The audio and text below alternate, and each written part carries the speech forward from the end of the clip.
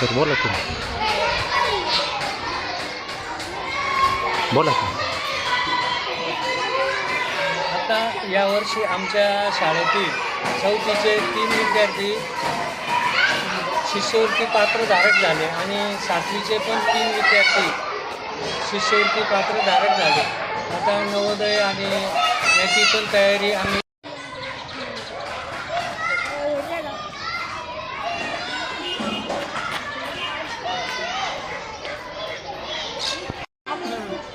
जिल्हा परिषद प्राथमिक शाळा मेसन खेडो खुर्द येथे शासनाच्या निकषाप्रमाणे इयत्ता 4थी आणि 7वीच्या विद्यार्थ्यांसाठी दरवर्षी शिष्यवृत्ती परीक्षेचं आयोजन केलं जातं.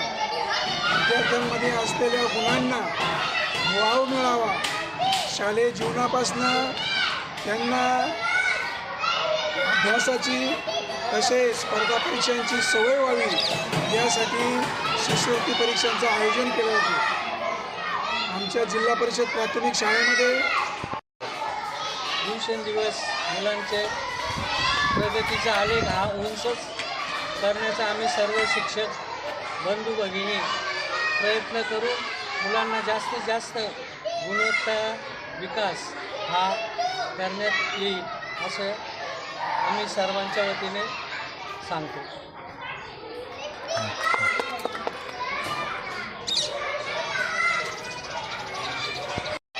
तसेच इयत्ता 7वीमधील 3 विद्यार्थी गुणवत्ता यादीत आलेले आहे.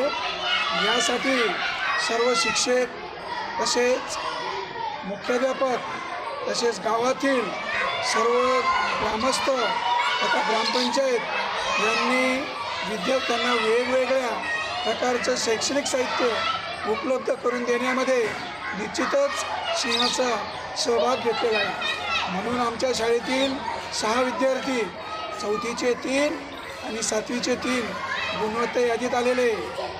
शाळेचा मानस असा आहे की आपल्या गावातील विद्यार्थ्यांचं शैक्षणिक प्रगती दिवसेंदिवस कशी प्रगतीपथावर जाईल हाच मानस गावातील सर्व शिक्षणप्रेमींनी तसेच शिक्षकांनी हाती घेतलेलं आहे.